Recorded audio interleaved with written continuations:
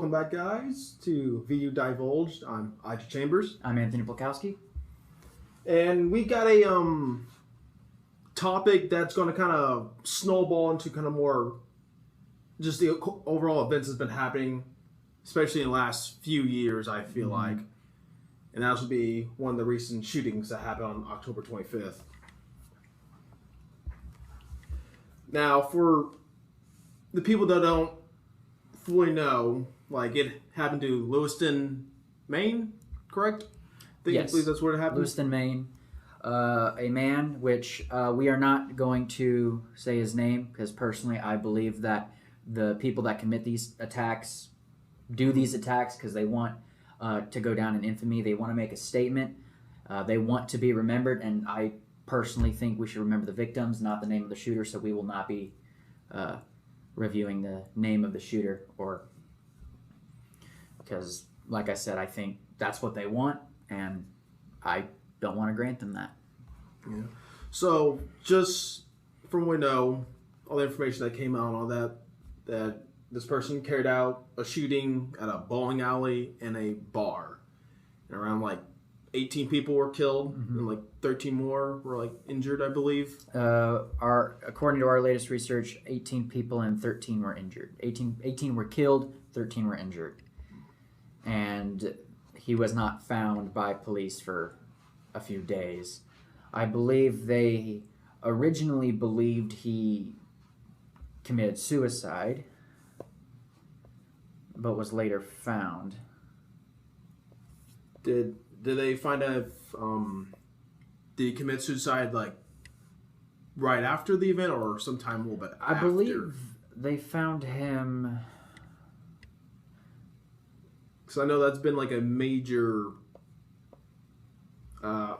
basically the police, law enforcement. Yeah, police. There was a manhunt. Agencies, all that involved is how they did not find him quickly.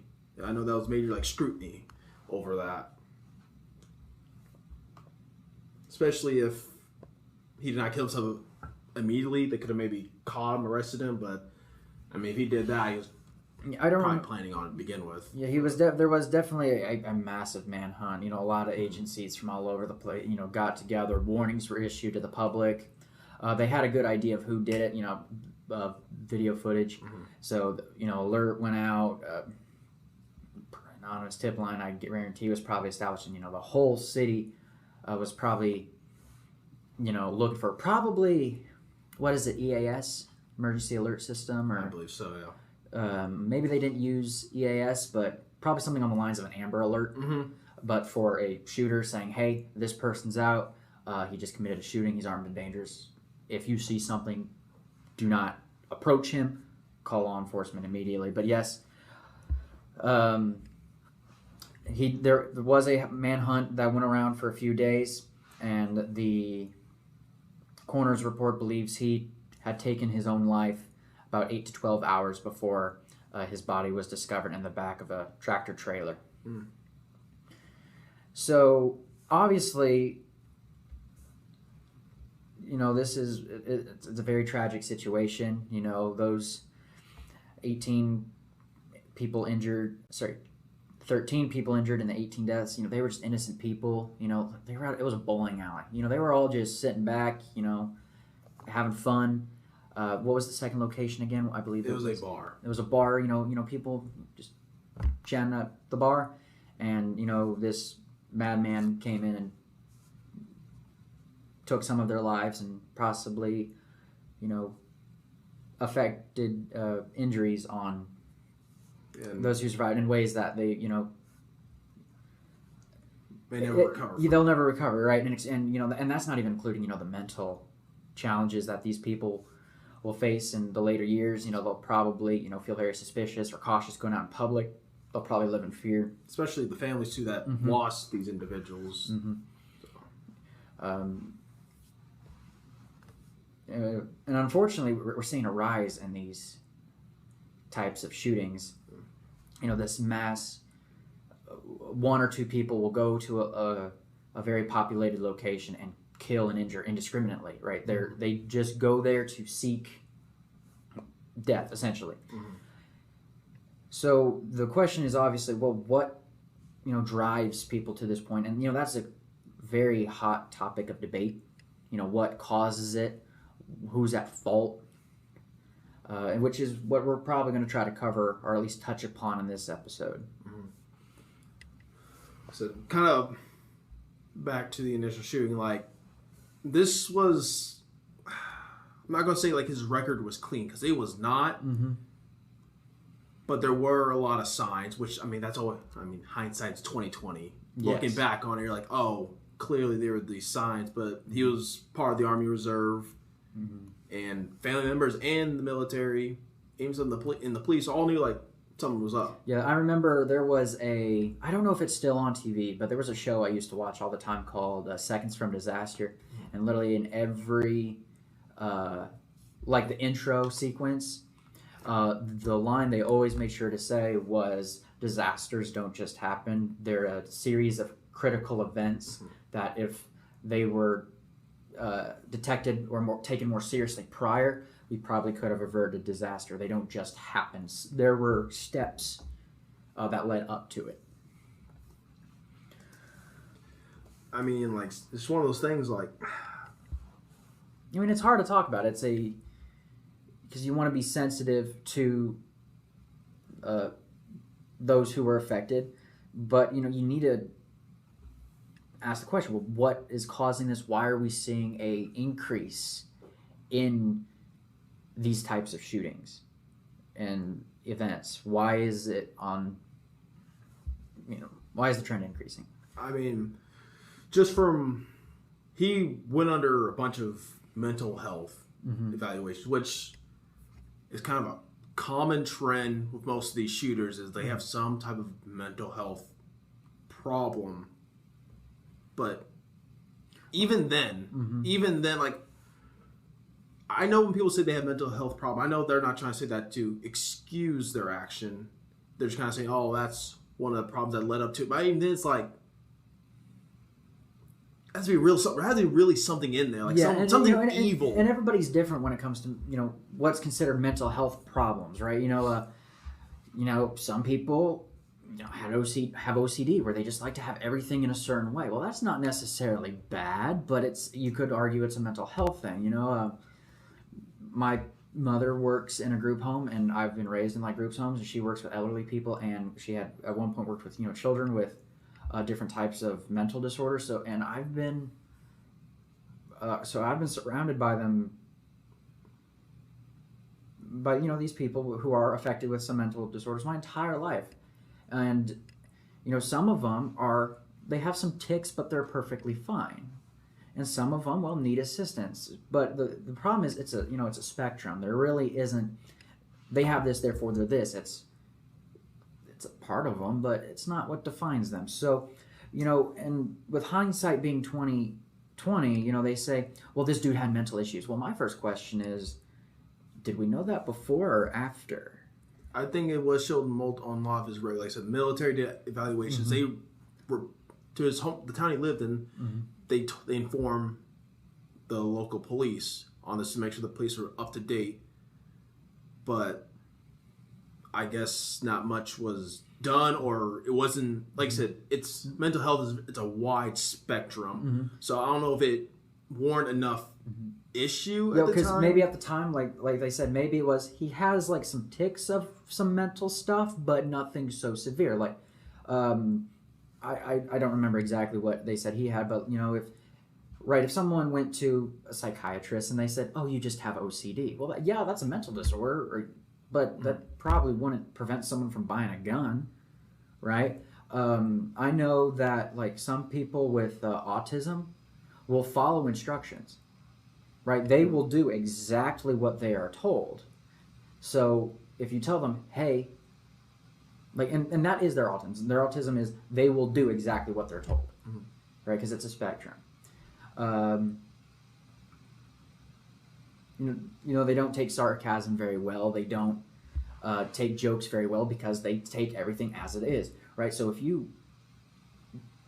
if it's that level, that probably also wouldn't raise suspicion if they bought a gun, because if you train them on gun safety, they'll go, here are the 4 rules. I follow these rules. I don't break these 4 rules. So, people always say it's mental health, but it's, well, are there certain conditions? Are there certain areas of the spectrum where, then you raise the red flag? It's... But, I mean, one of the things... it's a controversial and hard topic, but it needs to be addressed. It's one of the things also, like, unless you're constantly, like, evaluating this person, like, week after week, like, so I think they said, like, the military, like, his unit, like I said, they did a whole evaluation of him, told the police also had some records on him about it. They knew, like, 5 months prior to this. But like I said, 5 months then, he was spiraling, but I don't think anyone would have jumped to this conclusion. And that also leads to the point of someone could have had some shooters, they had their guns for years before they even thought about committing this.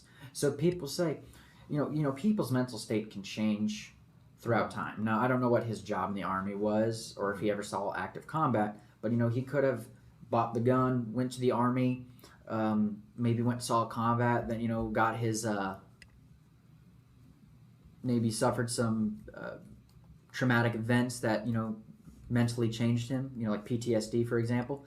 But when he came back, he developed PTSD or another type of mental disorder, but he already had the gun, right? He had it when he was perfectly fine. But now, over time, a disorder had developed, and it doesn't have to be the military, it can be other traumatic events that, people sometimes experience in their lives. But then they go, well, this person was diagnosed with whatever. But when they bought the gun, they weren't. So when the background check came through, which, they do a background check when you buy a gun, they were clean because at the time there was nothing on record. They had never shown a problem. Some shooters never had a sign of mental health or like mental health problems. They never had a criminal record, right? So, the argument, is it mental health? Is it access to guns? Is it another factor? It's what is causing this increased trend. And in my personal opinion, one factor is the publicity they get. The people who commit these acts, they want to make a statement, right? They're mad at something and they want to make a statement. Well, what causes the news to blow up like anything else than a mass shooting, right? That's why it's kind of weird how a lot of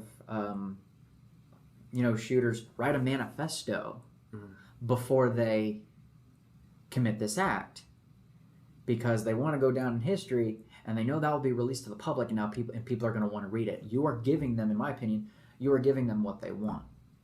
They want to make a statement, and that's why, unfortunately, I think schools, for example, are a massive hit because people go shootings or tragedies, which they are, but they are even worse, and it's multiplied when children were the target.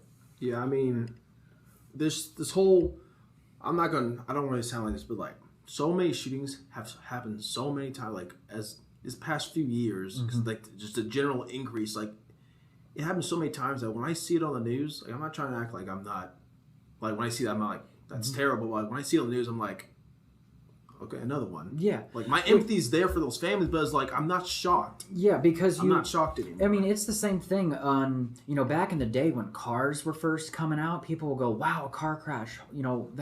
Wow, right? Now you hear a car crash and you go, okay, right? Back then, when cars were new, it was shocking when, people, real tragedy when people were killed in cars, like car accidents. Nowadays, it's like it happens all the time. And unfortunately, that's where we are with these mass shootings. When they were relatively new 20, 30 years ago, everyone was like, who would do this? Nowadays, it's like you said, it's just, oh man, another one. And unfortunately, it has gotten to that point where it's, unfortunately, another one.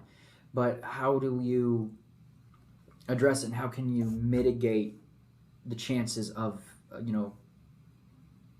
a shooting occurring, right? Because unfortunately we can't predict where they're going to be. So obviously one would be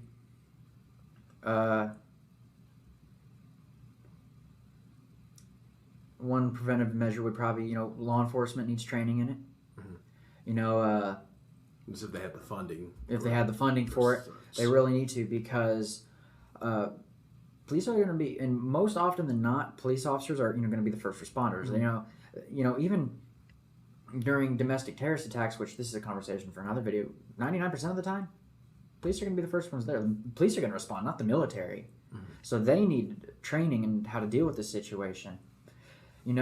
And some police departments, they'll tell you the fundamentals of it, like of how to deal with the active shooter situation, but you don't actually have the resources like some departments. Some departments, they'll go to like abandoned high schools or fake high schools that they've built and practice active shooter scenarios. Some officers are just told the fundamentals of stop the threat. Mm-hmm. And do not treat the wounded until you stop the threat. Because if you stop to treat somebody, more people are going to get shot while you do it. So you need to neutralize the threat. That way you minimize the number of casualties, because, let's say, there's 10 doctors, right? And, those doctors work 10 hours a day, right? And if there's 10 victims, each victim will get 10 hours of treatment from a doctor, right? But now if there's 20, well, now that's 5 per victim, right? So it's get in, neutralize the threat, and then treat the wounded. And that's all they're told. They don't actually experience or have training in actively, like a physical exercise. They're told what to do, but they don't practice doing it. Like, you can give me the book, and I can look at the picture, mm-hmm. but until I get hands-on with what I'm doing, I'll be honest, I'm going to mm-hmm. and most of that stuff, like training, builds up that muscle memory, mm-hmm. so then your body kind of knows what to do. But the other thing, like, if it happens, like, what do I do? And some people learn differently. Like me, you put a textbook down in front of me, I will have to read that textbook, even if it's the same page, for an hour before I memorize it. We do a physical exercise for 15 minutes, I'll remember it much longer. That's just me. So I think one thing we can do to mitigate these is, give the officers more training. Make it to where, a potential shooter knows that they are trained, that your local police department is trained to deal with people like you. Mm-hmm. And they're not just going to sit idly by. I think another thing we can do is maybe increase school resource officers at schools. If you read a lot of shooters' manifestos, a lot of them say, like, well, I was going to go to location A, but I saw that they had an armed guard, so I went to location B. Mm-hmm. Because what a lot of people don't realize is the reason why shooters pick certain locations like schools and stuff is because they know no one can fight back. They know they don't have the means to stop them. And, and I know we just talked about funding the police, but, people say in a life or death situation, when seconds matter, the police are minutes away, right? Don't get me wrong, the police, if you call them about a shooter, they will get there as fast as they can. But let's say it takes them 5 minutes to get there. For that 5 minutes, you're on your own. Some people even say that the people who are at the scene are the first responders. Mm-hmm. So maybe having a school resource officer, maybe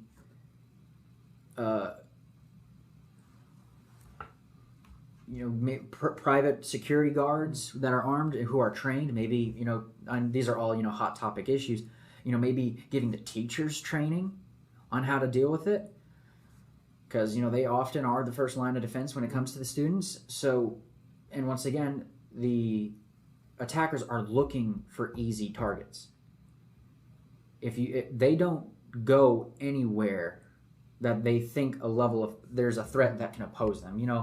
You see it all the time. For example, in those self-defense videos where a robber will have a gun, but the moment they see that the person they're robbing has one, they run away. It's because they weren't looking for they wanted an easy target. They were hoping that their potential victim couldn't fight back. But once you show that you do, they're out of there. They don't want any resistance, not even a little bit of. They're not willing to tolerate a little bit of resistance. They want no resistance. So I think strengthening security measures, and I say let's say active security measures. I don't like, let's say, passive. And by passive, I mean like doors. Like, awesome, locked doors. Awesome. You were in high school. They said when we did Code Blue or Run, Hide, Fight, whatever they called it at your school, it was lock the door. Okay, but the shooter in Nashville, for example, just shot out the glass and walked in. Mm-hmm. I'll be honest. As a kid, I never really fully understood those shooter drills because part of me always like, all right, so we shut the door and turn off the lights. Everyone's doing the same. They know you're in there, and just from what we can see, a lot of people that shoot up, especially those schools, are people that went to that school beforehand or is currently going to that school. Not saying every single time, but a lot of those are. So, I mean, they know how it's done. Well, I think the vast majority of shooters worked or used to go, whether it be a school or a workplace shooting, went to the place that they shot up. They know the drill. They know where people are hiding. They know how to get from point A to point B. My high school, for example, I personally thought it was the most unsecure place ever. The interior of the school was designed to be open. There were some classrooms that didn't have doors. Some classrooms, the windows were just plain glass. Which, don't get me wrong, it felt nice and open, but at the same time, it's like, they were like, all right, kids, hide. And we would literally go, where? That entire wall right there is made of glass. You can look into this whole room from the outside. Where are we hiding? Right? And, a lot of schools, have those double doors in the office, right? You go through the front door, you go to the office, and then you go through another set of double doors. In my school, they have the main entrance, and then they have this back entrance where the parking lot was. So, yes, this was technically main entrance. This back entrance was really the main entrance because, like I said, that's where the parking lot and the bus rider line was. But to get to the office, you buzzed me in, right? Because keep in mind, parents have to come to see their kids, right? Buzz me in. I then have to walk about 30, 40 feet down to the desk. But I have access to, we called it the NPR because it was our lunchroom / auditorium / PE room. We called it the NPR, multi-purpose room. I was like, wait a minute. I could literally come through. They buzz me in, right? And instead of walking this way, turn right. Literally, the door here, NPR here, desk here. If I was a shooter, I could literally just walk in, turn right. So, and the school's open, so where were the kids going to hide? Because a lot of the doors also didn't lock. I mean, this comes around. Oh, go ahead. My apologies. Sorry. When I was, middle school for me personally was the first time when I was going through. It was was it middle school? I'm pretty sure it was middle school. It might have been early elementary, where we were one time doing those drills. And even as a 10, 11, 12-year-old, however old I was at the time, I was like, if someone was to come into this school, am I really just supposed to sit here? Right? Like, because, most of them, because I've wanted to work in law enforcement and go in homeland, so I've been studying this, stuff like this my whole life. I go, most of the shooters, most of the people who commit these acts, like we said earlier, used to go to the place that they shot up. So, if I'm in this school, statistically, the person who, if shot up the school, went here. They know where we're hiding, right? They're hiding in the corner where you can't see through the door, right? Look through the door and like, okay, I can see this corner, and that corner. So they're probably in that corner. I'm like, why do we just sit here? Yeah, I don't know about you, but most of my walls in my school is like drywall. So if they start just shoot rounds right through the wall, thankfully in my school, most of them were brick. But maybe the schools kind of also feel like a prison a little bit, and that's kind of another debate. So I personally think active measures, like guards, for example. So we've been going on about like the response, kind of deter the threat, but then it comes around to you could bring up the mental health part, and I'm going to be honest with you, I have no clue what is going on with nowadays because like this shooting like school shootings and mass shootings back in the day were like gang feel away. So you can't really. Those are different. Those are like between gangs. It changed around You know, Columbine, you right? get what yeah, Columbine when that happened. That's when we kind of saw the shift. And there were some a little bit beforehand too, but those are very, very rare compared to now. But those, like, what mental health, what changed so much make where this is so commonplace now? Or what mental health issues are so bad nowadays compared to back then that make people want to do this more often? You get what I'm saying? Is I can't wrap my head around it because I don't understand. Like, oh no, like, not once in my mind have I ever thought, like, I guess I never really had any real mental issues or whatever, but not once in my mind thought, man, I'm super angry. This is really starting to grind my gears, whatever. I'm gonna go to that school and I'm gonna kill everyone I see. Why? What? Or just go anywhere and do that. What in your mind makes you want to do that? I think I don't know, man. You know, most of the time, you know, when you read these manifestos, they said, "I've had enough," right? It's so is it?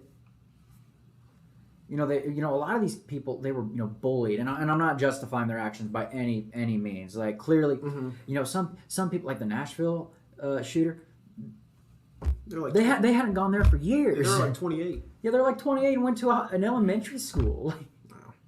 Wow. But I think one is like we mentioned earlier, the publicity. You know,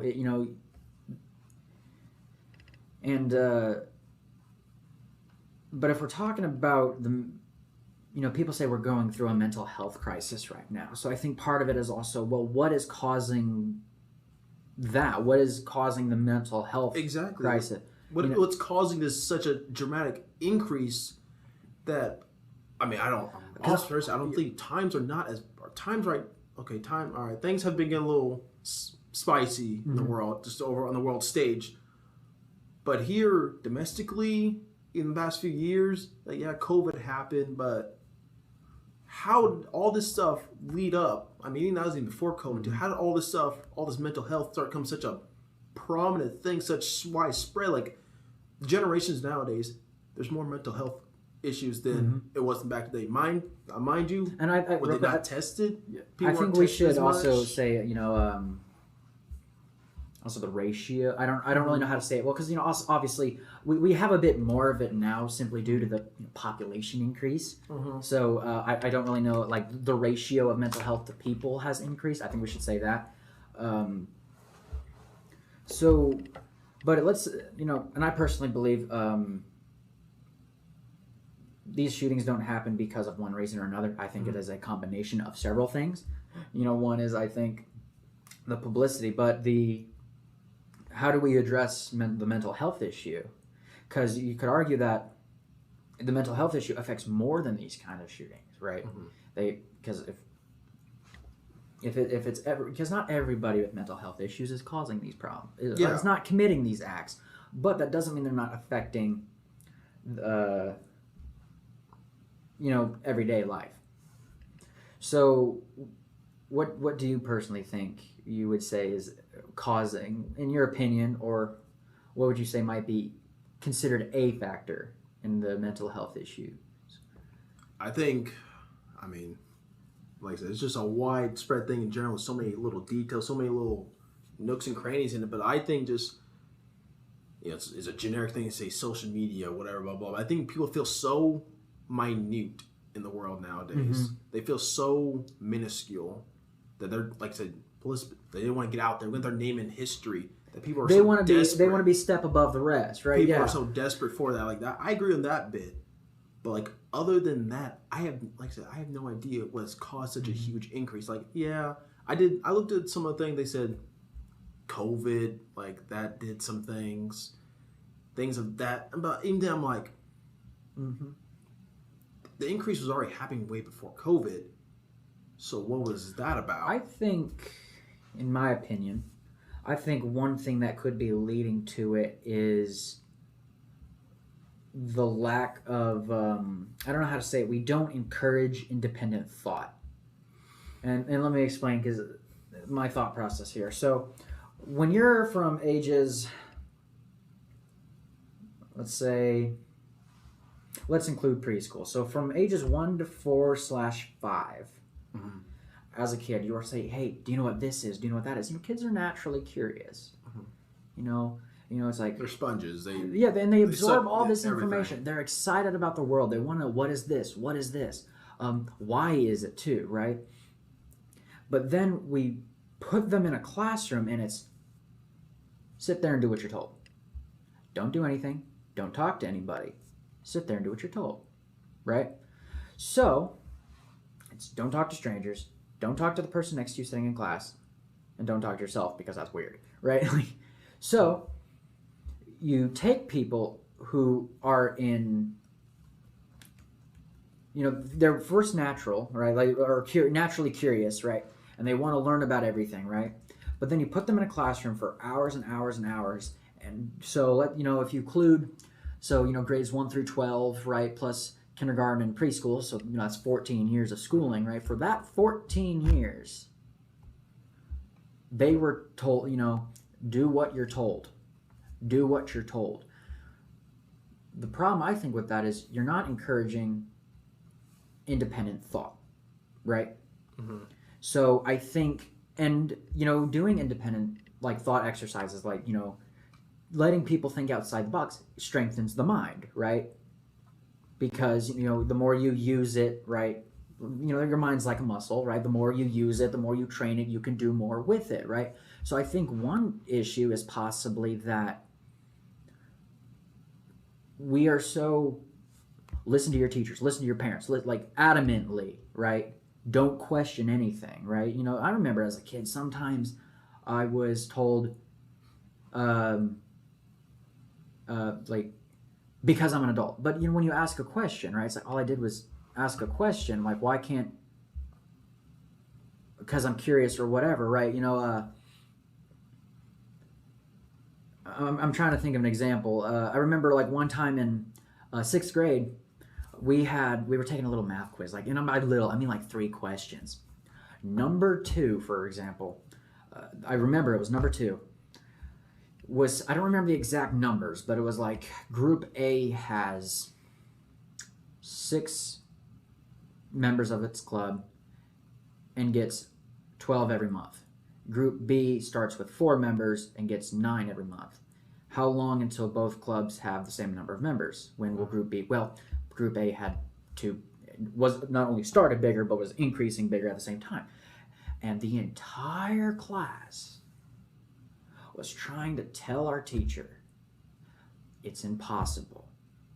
Because you have 2 greater numbers increasing compared to 2 smaller numbers. They are never going to meet. And we all got in trouble for it. Because we weren't listening. So we were thinking on our own, right? Or one example was, they would say, Bob ate 2/3 of his pizza, Jim ate 1/3, but how did Jim eat more of his pizza? And we wrote, because Jim's pizza was bigger, right? Because obviously if it's this big, 2/3 is still going to be smaller than 1/3 of something this big, right?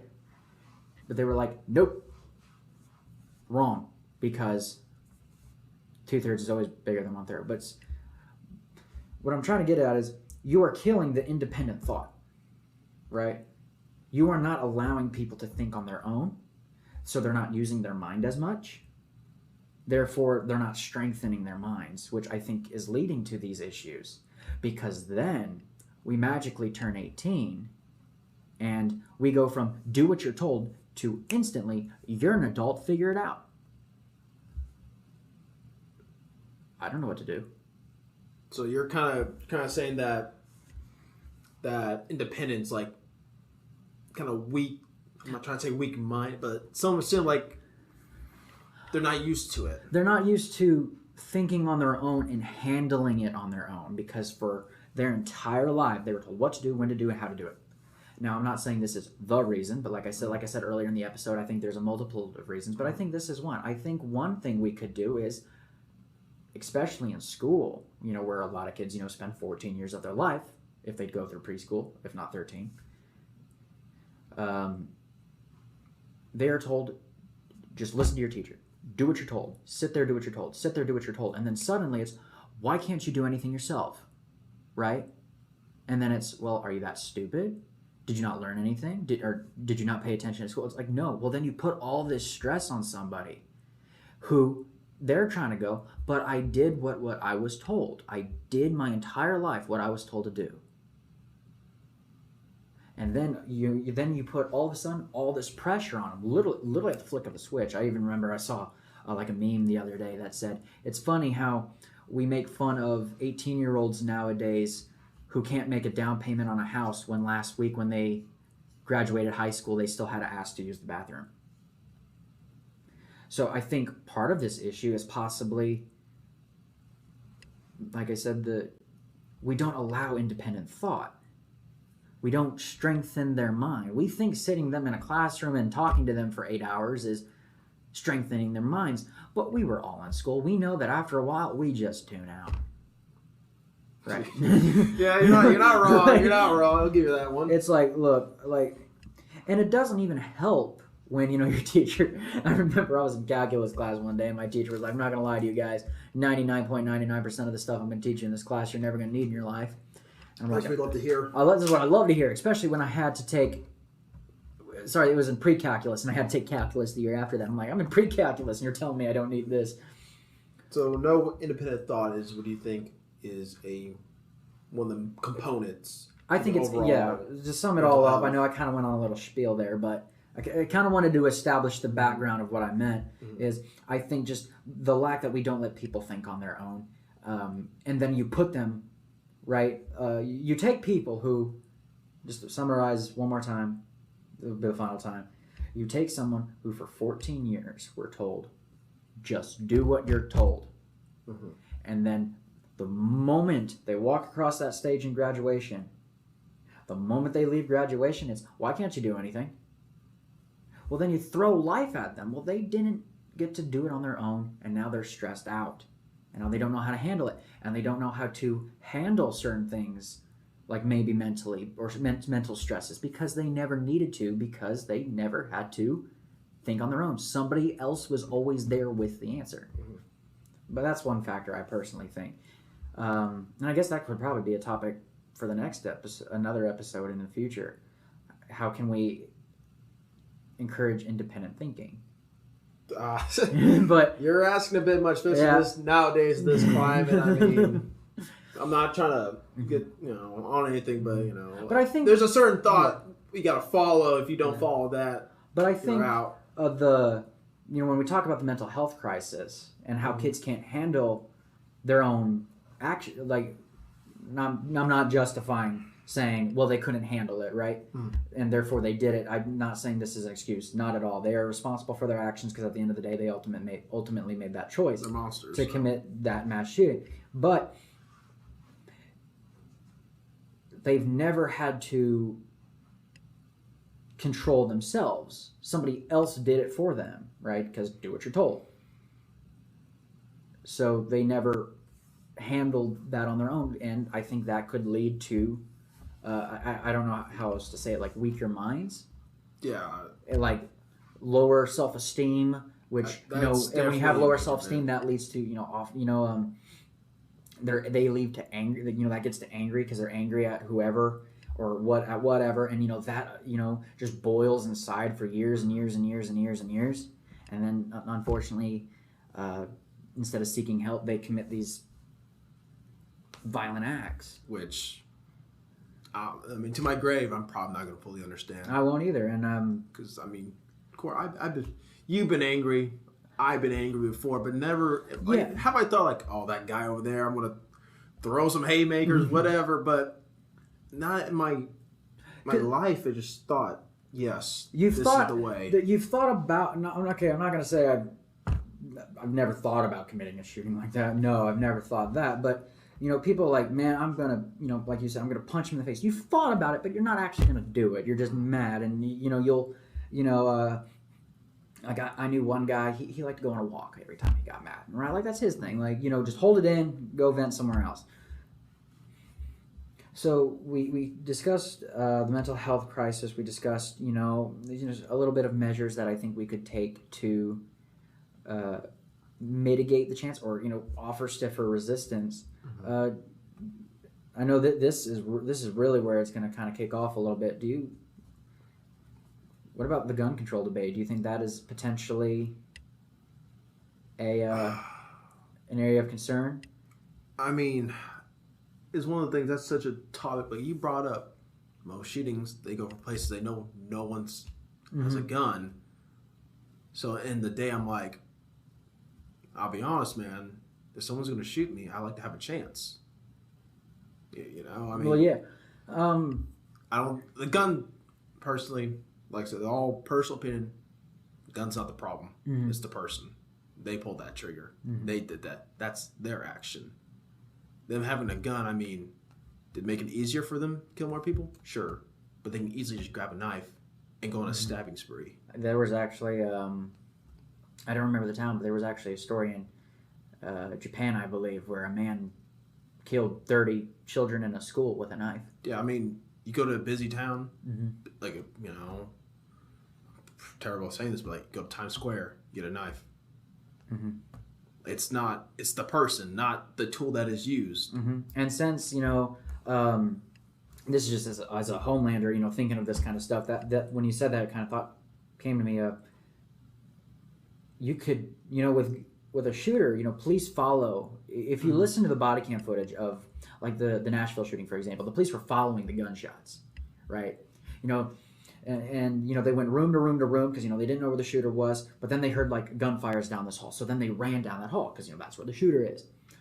Because we can hear the gunfire. With a knife, you can't hear anything, right? You stab somebody, and let's say Times Square, put that in your pocket, and now you look like everybody else. Yeah.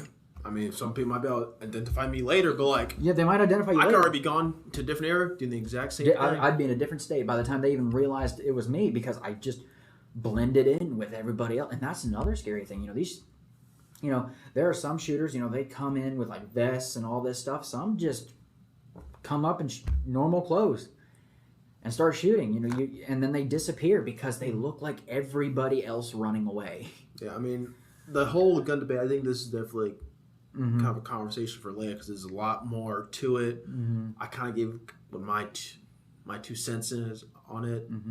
I don't know if you agree or not on that, but everyone has their own opinions. Everybody has their own opinion, and you know, there's not going to be a one-all be-all because you know, the first major mass shooting in United States history, you know, Columbine, where this, I don't want to really, trend kind of the whole kicked off because shoot up school trend, because then a lot of kids after Columbine said, "Oh, I wanted to make a statement like I made with the 2 Columbine shooters," which we're also not going to name. The Columbine shooters, they actually got their guns from somebody who was allowed to have guns. Right? A legal person who was allowed to have them gave it to them. Which, we might have to do an in-depth. Yeah, like, so that's a whole other... We might have to do an episode on Columbine because that's, you know, unfortunately, mass shootings are definitely a homeland issue. And Columbine was really the first major incident that really, like... Because shootings, school shootings prior to that, there was usually no more than 5 that died, which is still too many, but it was kind of like a one-off thing. But when Columbine happened and 13 people died, it really kind of woke up America, and especially the police force, you know. Just kind of stop you a little bit. Yeah, on we're going to have to do an episode, but just a little touch on it. Like, for example, it was what gave the police the go in and neutralize the threat, because, you know, SWAT teams, we wait around for a siege, and then once it got too much, they raided the school. Officers were actually at the school when the shooting started. The problem was the protocol at the time was wait for SWAT, right? SWAT was armed, well, you know, because, you know, SWAT has, you know, more weaponry, right, like rifles compared to pistols. Because, you know, not all police officers had patrol rifles back in the day, right? SWAT is what had the rifles, and there were 2 threats. Nowadays, we know, go in there, right? You need to get in there quick because, unfortunately, one reason that it also took too long was the SWAT team entered the school on the opposite side, but that of the school. And by the time, I think it took them 3 hours to clear the school because, they didn't know where the shooters were because, the shooters had killed themselves at that point. But they didn't have the gunfire to go off of, like I discussed, that the police used in the Nashville shooting. So they had to go room by room by room for an entire high school. And it took, like I said, 3 hours for them to reach the library, which is where most of the killing took place. But I'll end that conversation there because that can be in a whole episode in and of itself. I do kind of disagree on one thing you said, though, and that would be this is a homeland security problem. It is a homeland security, but I think it's a whole society. Society issue, because everything needs to come together to try to fix this. Mm-hmm. But other than that, I think we kind of covered most of the bases. Like I said, this topic can easily shoot off in one direction, go down a different road. It's a multi-layered kind of conversation, and just so many different subjects come together. Yeah, and we're definitely going to have to.